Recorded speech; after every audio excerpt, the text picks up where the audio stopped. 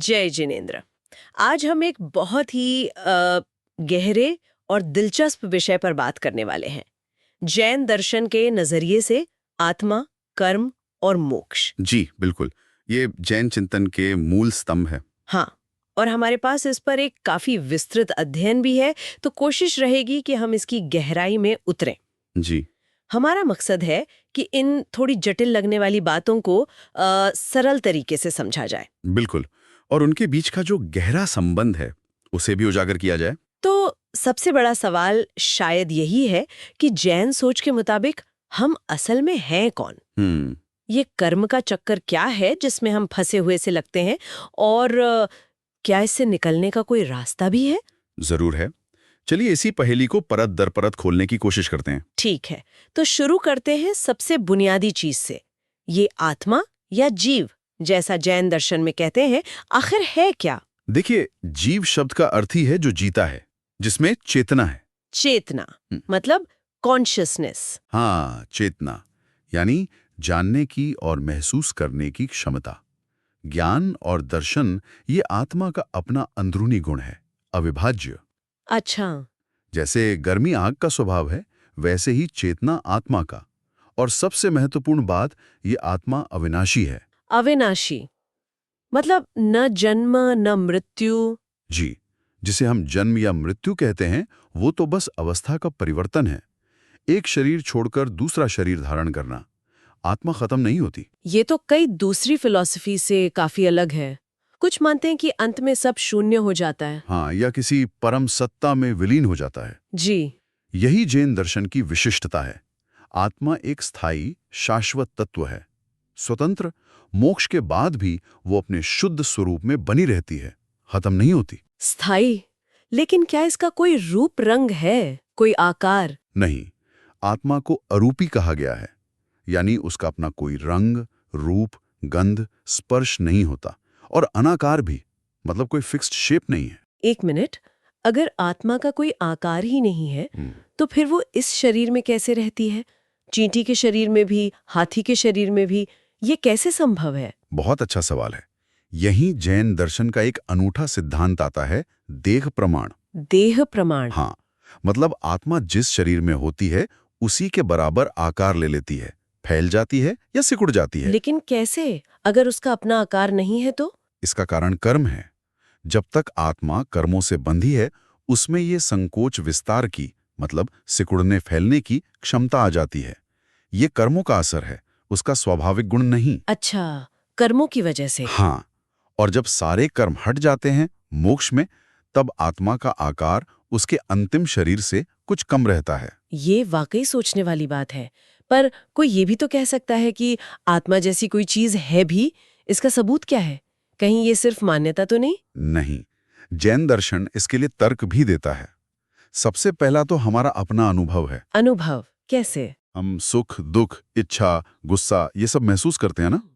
हम सोचते हैं, याद रखते हैं, ये सब चेतना के गुण हैं। हाँ। और गुण बिना किसी आधार के तो हो नहीं सकते। कोई तो है जिसमें ये गुण है, वही चेतन आधार आत्मा है। ठीक है। दूसरा, ये शरीर, ये जड़ है, अपने आप तो चल नहीं सकता। इसे चलाने वाली शक्ति कौन है? आत्मा। जी, जैसे ड्राइवर गाड़ी चलाता है। तीसरा, ये शरीर बनता कैसे है? भौतिक कणों से, पुद्गल से। ये कण अपने आप जुड़कर आंख, कान, दिमाग जैसी जटिल रचना कैसे बना लेते हैं? कोई तो निमित्त कारण होना चाहिए। वो निमित्त आत्मा है। अच्छा, तो आत्मा है, चेतन है, शरीर को चलाती है, फिर ये फंसी हुई क्यों है, बंधन में क्यों है? यही कर्म की बात आती है ना? बिल्कुल। अब कर्म पर आते हैं।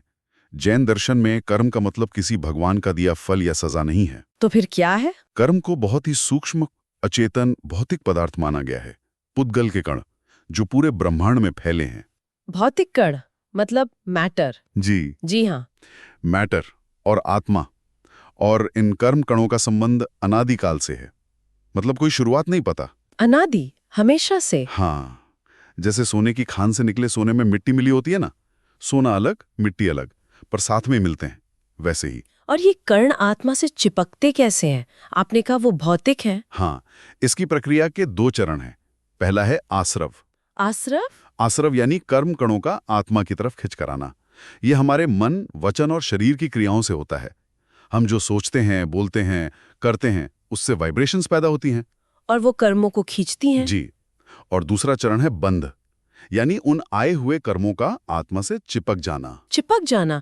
क्यों चिपकते हैं वो? आत्मा में ऐसा क्या है जो उन्हें पकड़ लेता है? बहुत अहम सवाल।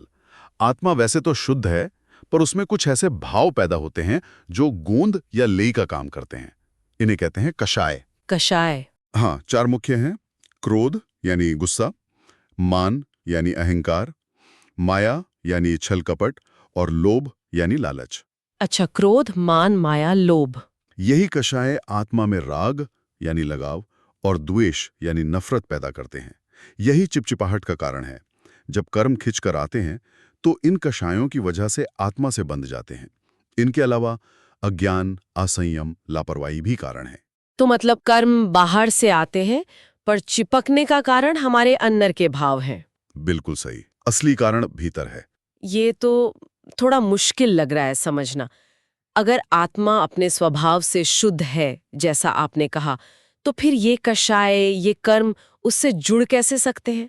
ये शुद्धता और बंधन एक साथ विरोधाभास नहीं लगता? हाँ, ये जैन दर्शन का एक बहुत ही गूढ़ बिंदु है। इसे समझने के लिए 2 नजरिए दिए गए हैं, निश्चय नय और व्यवहार नय।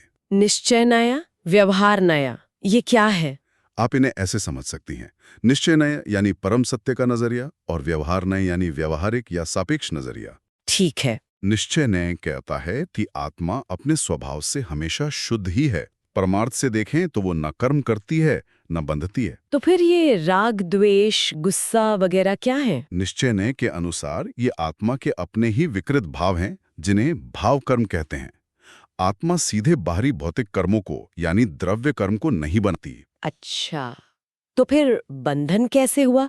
व्यवहार न्याय क्या कहता है? व्यवहार नय ये कहता है कि जब आत्मा अज्ञान और कषायों के असर में आकर ये विकृत भाव, राग, द्वेष आदि करती है, तब ऐसा माना जाता है या ऐसा लगता है कि वो कर्मों को कर रही है और उनसे बंध रही है। लगता है? हाँ, क्योंकि यही विकृत भाव, भाव कर्म उस चिपचिपाहट का काम करते हैं जिससे बाहरी भौतिक कर्म, द्रव्य कर्म खिंचकर आत्मा से चिपक जाते हैं। तो मतलब असलियत में आत्मा शुद्ध है, पर अपने ही गलत भावों के कारण बंधी हुई लगती है। बिल्कुल, सार यही है। निश्चय से शुद्ध, व्यवहार से बंधी हुई। इसीलिए मुक्ति के लिए सिर्फ बाहरी कर्म हटाना काफी नहीं, अंदर के इन कषायों को जीतना सबसे जरूरी है। ये निश्चय और व्यवहार न्याय से बात थोड़ी साफ हुई। चलिए अब आगे बढ़ते हैं आत्मा और परमात्मा के संबंध पर। क्या ये अलग-अलग है? जैन दर्शन के अनुसार मूल रूप से ये एक ही है, बस अवस्था का फर्क है। अवस्था का फर्क? कैसे? जैसे पानी और बर्फ है तो दोनों पानी, H2O ही, अवस्था अलग है।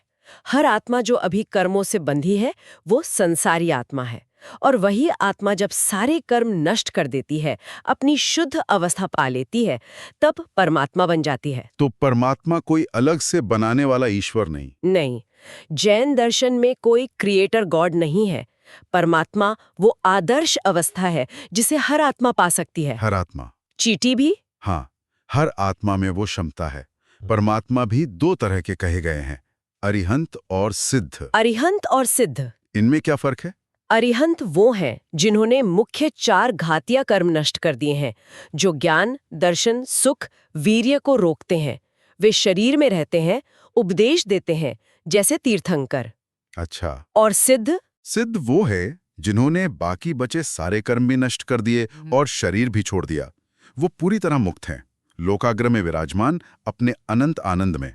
तो क्या वाकई हर जीव में, हर आत्मा में परमात्मा बनने की ताकत छुपी है? बिल्कुल, यही तो जैन धर्म का सबसे शक्तिशाली और आशावादी सिद्धांत है। वाह! हर आत्मा में अनंत ज्ञान, अनंत दर्शन, अनंत सुख, अनंत शक्ति, ये सब स्वाभाविक रूप से मौजूद हैं, बस कर्मों के पर्दे से ढके हैं। जैसे दूध में घी। हाँ बिल्कुल, जैसे दूध में घी या तिल में तेल, निकालने की विधि चाहिए बस। और ये क्षमता किसी बाहरी कृपा से नहीं मिलती। तो फिर? अपने ही पुरुषार्थ से, अपनी ही कोशिश से जागृत होती है। ये आत्मनिर्भरता का मार्ग है। अगर हर आत्मा परमात्मा बन सकती है और स्वभाव एक ही है, तो फिर मोक्ष का मतलब क्या है? क्या आत्मा किसी बड़ी सत्ता में मिल जाती है? मिलने या विलीन होने का सिद्धांत यहाँ नहीं है।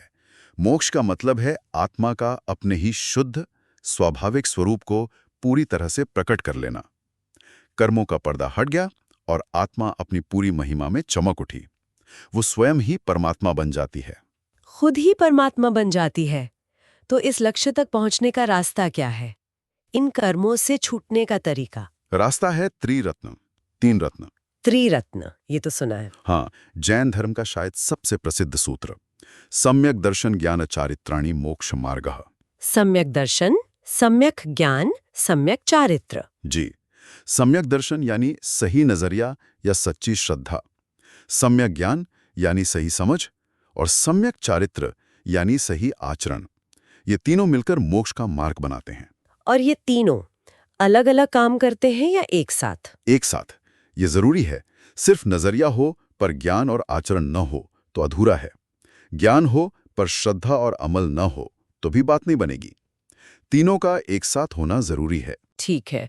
और इसमें से सम्यक चारित्र मतलब सही आचरण, इसे जीवन में कैसे उतारें प्रैक्टिकली?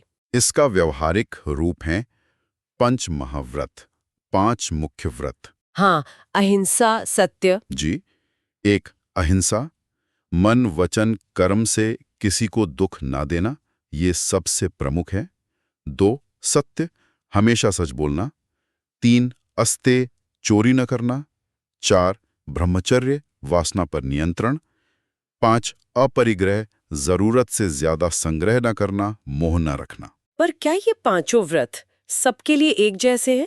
मतलब जो साधु हैं और जो घर पर रहते हैं, दोनों के लिए? नहीं, इसमें पालन की क्षमता के आधार पर थोड़ा भेद किया गया है।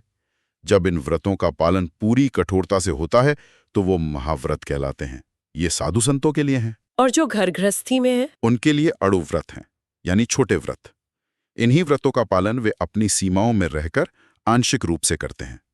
तो रास्ता सबके लिए खुला है, अपनी क्षमता अनुसार। ये अच्छी बात है।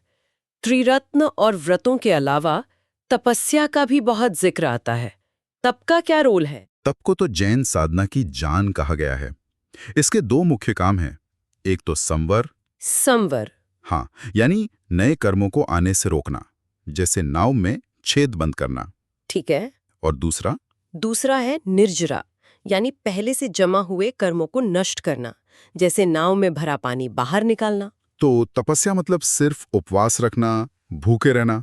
नहीं, वो सिर्फ एक हिस्सा है जिसे बाह्य तप कहते हैं। उससे भी ज्यादा महत्वपूर्ण है आभ्यंतर तप, अंदरूनी तप। वो क्या होता है?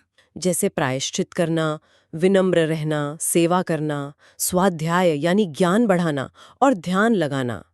तप का असली मकसद मन और इंद्रियों को वश में करके आत्मा को शुद्ध करना है। अच्छा। तब से ही अविपाक निर्जरा होती है, मतलब कर्म अपना फल दिए बिना ही झड़ जाते हैं। ये मोक्ष के लिए बहुत जरूरी है। तो इस रास्ते पर चलकर त्रिरत्न और तप से जब आत्मा सारे कर्मों से मुक्त हो जाती है, तब क्या होता है? वो मोक्ष की अवस्था कैसी होती है? क्या सब खत्म? खत्म नहीं, बल्कि आत्मा अपने असली अनंत स्वरूप को पा लेती है। जब 8 तरह के कर्म नष्ट हो जाते हैं। 8 कर्म? हाँ, जो ज्ञान, दर्शन, सुख, शक्ति, आयु, शरीर, कुल और लाभ में बाधा डालते हैं। जब ये सब नष्ट हो जाते हैं, तब आत्मा जन्म मरण के चक्र से हमेशा के लिए आजाद हो जाती है। हमेशा के लिए? हाँ, यही मोक्ष या निर्वाण है। यहाँ दुख, चिंता, बेचैनी का नामो निशान नहीं होता। ये परम शांति, परम ज्ञान, परम आनंद की स्थिति है। मुक्त आत्मा सब कुछ जानती देखती है और अपने ही सुख में मग्न रहती है। आपने कहा अनंत स्वरूप। क्या मोक्ष में आत्मा को कोई खास शक्तियां मिलती हैं? शक्तियां मिलती नहीं, बल्कि जो उसकी अपनी थी वो प्रकट हो जाती हैं। कर्मों ने ढक रखी थी बस। इन्हें कहते हैं अनंत चतुष्टय, 4 अनंत गुण। 4 अनंत गुण? कौन कौन से? अनंत ज्ञान, सब कुछ एक साथ जानना। अनंत दर्शन, सब कुछ एक साथ देखना या बोध करना। अनंत सुख, आत्मा का अपना स्वाभाविक आनंद। और अनंत वीर्य, असीमित आत्मशक्ति। और ये चारों गुण कर्मों के हटने से प्रकट होते हैं? जी हाँ, ज्ञानावरण कर्म हटने से अनंत ज्ञान, दर्शनावरण से अनंत दर्शन, मोहनीय कर्म से अनंत सुख और अंतराय कर्म हटने से अनंत वीर्य प्रकट होता है। ये दिखाता है कि आत्मा के गुण और कर्मों का कितना गहरा संबंध है। ये तो अद्भुत है। आत्मा के अपने ही गुण हैं ये। अच्छा, एक बार फिर से शरीर और आत्मा के फर्क पर आते हैं। ये इतने समय से साथ हैं, फिर भी अलग कैसे हैं? हाँ, अनादिकाल से साथ हैं, पर हैं बिल्कुल अलग। जैसे दूध पानी मिले हों। शरीर जड़ है, उसका रूप है, रंग है, वो बदलता है, बूढ़ा होता है, मर जाता है। और आत्मा? आत्मा चेतन है, अरूपी है, हमेशा एक जैसी रहती है, अविनाशी है। उसे न आग जला सकती है, न पानी भिगो सकता है, न हथियार काट सकते हैं। शास्त्रों में कई मिसालें दी हैं। आत्मा सवारी है, शरीर गाड़ी। अच्छा। या हम कपड़े बदलते हैं, पर हम वही रहते हैं। शरीर कपड़ों जैसा है। या दिया और उसका बर्तन, बर्तन बदलता है, ज्योति वही रहती है। और ये साथ रहना किसी ने बनाया नहीं, ये प्राकृतिक संयोग है। इसीलिए इससे छुटकारा भी खुद की कोशिश से ही मिलता है। ये सारी बातें बहुत गहरी हैं, पर सवाल ये है कि आज की जिंदगी में, हमारे रोजमर्रा की लाइफ में इस ज्ञान का क्या मतलब है? क्या ये सिर्फ फिलॉसफी है? नहीं नहीं, ये सिर्फ फिलॉसफी नहीं है। ये जीने का एक तरीका बताती है। सबसे पहली और जरूरी सीख है आत्मबोध। आत्मबोध? हाँ, ये समझना कि मैं ये शरीर नहीं, मैं एक चेतन आत्मा हूं। जब ये समझ गहरी होती है तो दुनिया को देखने का नजरिया बदल जाता है। और क्या सीख सकते हैं? दूसरी बड़ी सीख है अपने कषायों पर ध्यान देना। गुस्सा, घमंड, छल, लालच।